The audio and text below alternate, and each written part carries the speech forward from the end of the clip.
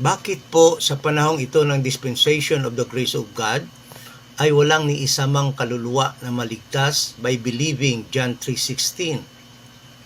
Ang sagot po diyan, dahil ang good news po ngayon or ang gospel na siyang makakaligtas ay ang kamatayan at ang paglibing at ang pagkabuhay muli ni Jesus Christ.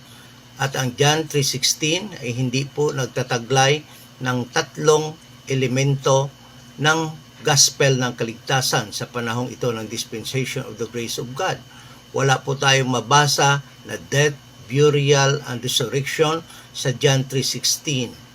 Maliligtas lang po tayo sa panahong ito ng dispensation of the grace of God pag tayo po ay mananampalataya na si Jesus Christ ay namatay, bayad po nating mga kasalanan, siya ay nilibing at nabuhay muli sa ikatlong araw.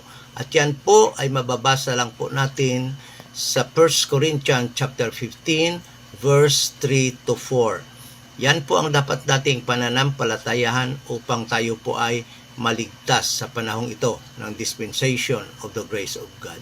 Maraming salamat po.